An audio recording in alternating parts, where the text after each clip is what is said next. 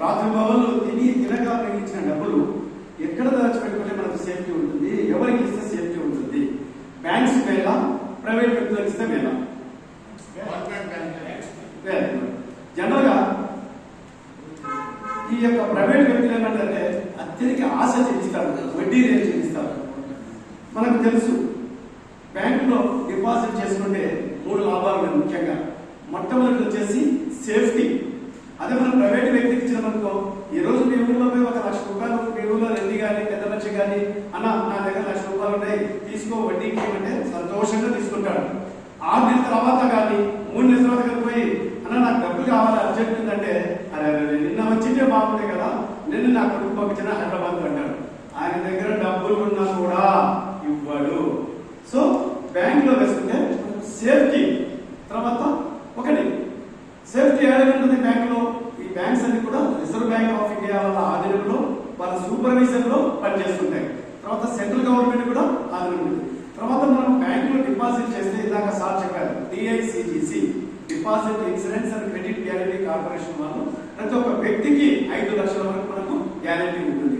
ఇంకొకటి కొన్ని టర్మ్స్ ఉన్నాయి, SLR అని CRR అని. అంటే మనం 100 రూపాయలు బ్యాంక్ లో డిపాజిట్ చేస్తే ఈ బ్యాంక్ వాళ్ళు రిజర్వ్ బ్యాంక్ దగ్గర 25% SLR అంటే స్టాట్యూటరీ లిక్విడిటీ రేషన్ 25 రూపాయలు ఆడ డిపాజిట్ చేస్తారు. CRR అని చెప్పేసి 10%.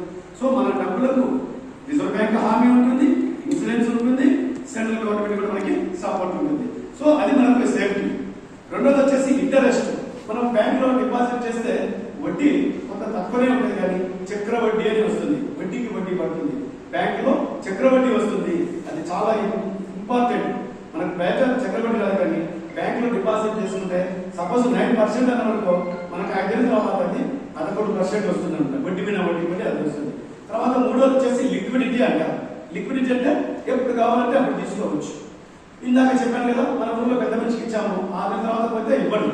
కానీ అదే కానీ మీరు బ్యాంక్ లో డిపాజిట్ చేసి ఈ రోజు 1 లక్ష రూపాయలు మీరు స్టేట్ బ్యాంక్ లో వేశారు, రేపు పొద్దునే అర్జెంట్ అవసరం పడింది, ఆ బాండ్ తీసుకుపోయి మేనేజర్కి ఇస్తే ఇస్తాడా? ఇవ్వడా? 100% ఇస్తాడు.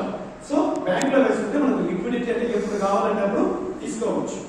మనకు తెలుసు చాలా మంది మన దగ్గర ఉన్న డబ్బులు గ్రామాల్లో ఈ అధిక వడ్డీకి ఆశపడి ప్రైవేట్ చిట్ ఫండ్ కానీ, మ్యూచువల్ ఫండ్స్ కానీ, తర్వాత ఈ అగ్రి గోల్డ్ అని, తర్వాత నాగార్జున ఫైనాన్స్ అని రకరకాల వాళ్ళకి డబ్బులు పెట్టారు.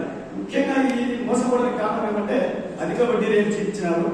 రెండోది వచ్చేసి మన గ్రామాల్లో ఉండే వ్యక్తులు ఈ సంస్థలకు ఏజెంట్, ఉదాహరణకు మనకు అగ్రి గోల్డ్ కానీ, నాగార్జున ఫైనాన్స్ కానీ వాళ్ళ ఏజెంట్ మన గ్రామాల్లో ఉంటారు. వాళ్ళకు అధిక జీతాలు ఇచ్చి మన దగ్గర డబ్బులు వసూలు చేస్తారు, అధిక వడ్డీ చెల్లిస్తారు. మనకు ఏజెంట్ అధిక శాలరీ ఇచ్చి మన దగ్గర డిపాజిట్ చేస్తారు. దీనివల్ల నష్టపోయేది ఎవరు? మనమే.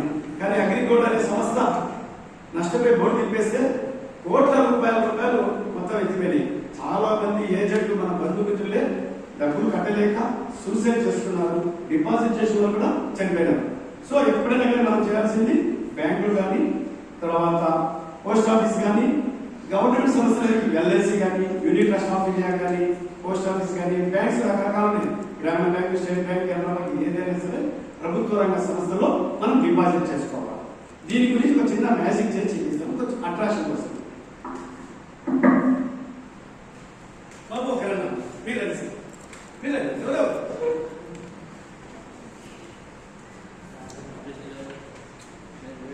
ఇప్పుడు మీ పేరు సార్ చల్మారెడ్డి సార్. ఆయన దగ్గర ఒక 10,000 రూపాయలు ఉన్నాయి సార్. పోయి ఊర్లో పెద్ద మనిషికి వల్ల లేక నాగార్జున ఫైనాన్స్ లేక అగ్రిగోల్డ్ రకరకాలు ఉన్నాయి, దాంట్లో వేస్తాం ఎలా, బ్యాంక్ లో వేస్తాం ఎలా అంటాడు. ఆయన ఏమన్నాడు, సరే ప్రైవేట్ సంస్థలు చిట్ ఫండ్స్ కానీ, అగ్రిగోల్డ్ కానీ అలాంటి సార్లు వేస్తాం.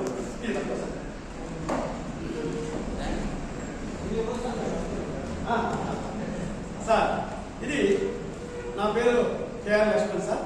KR Laxman AgriGold. ఎవరైనా పెట్టుకోవచ్చు అగ్రిగోల్డ్ అని. ఇది నాది KR అగ్రిగోల్డ్ అనమాట. నేను ఈయనకు అధిక వడ్డీ ఇస్తాను, తర్వాత కమిషన్ ఎక్కువ ఇస్తా అంటే ఆయన ఆశపడి నా యొక్క సంస్థలు ఇదే పేరు ఖాళీ నా సంస్థలు డిపాజిట్ చేశాను. ఏం సార్ వేసేది డిపాజిట్ చేయండి. అబ్రాకబ్రా పెట్టా, అబ్రాకబ్రా అబ్రాకబ్రా. ఇప్పుడు ఏమైంది, ఈయన ఒక వారం తర్వాత పోయి లేక నెల తర్వాత పోయి డబ్బులు కావాలి, తీసుకోండి సార్ మీరు డబ్బులు వేసిన కదా బ్యాంక్ లో తీసుకోండి. లేదు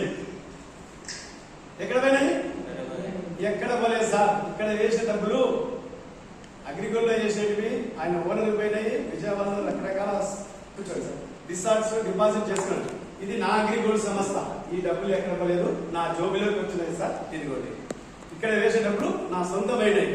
అది అంటే మనం ప్రైవేట్ సంస్థలకు ఇస్తే ఓనర్ పోతే తర్వాత మీరు రండి సార్ ప్లీజ్ రండి సార్ రండి. అదే చెప్తాను సార్. సారు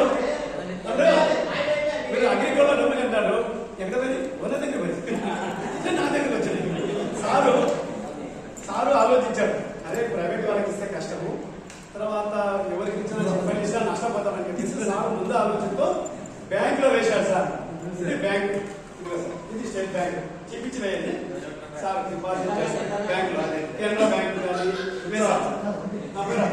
సో ఇది బ్యాంక్ లో వేశాడు. లేదు సార్ మీ పేరు చెప్పండి సార్. రవికుమార్ సార్.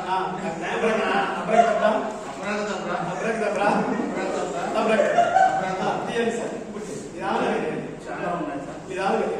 చాలా ఉన్నాయి ఏమేమి ఉన్నాయో చూపించండి. మరి 100 సార్ వేసిన అసలు అంటే 10,000 రూపాయలు, దానికి వడ్డీ 10 రూపాయలు వచ్చింది. అంటే మన అసలు గ్యారంటీ, వడ్డీ గ్యారంటీ. సో మనం ఏం చేయాలా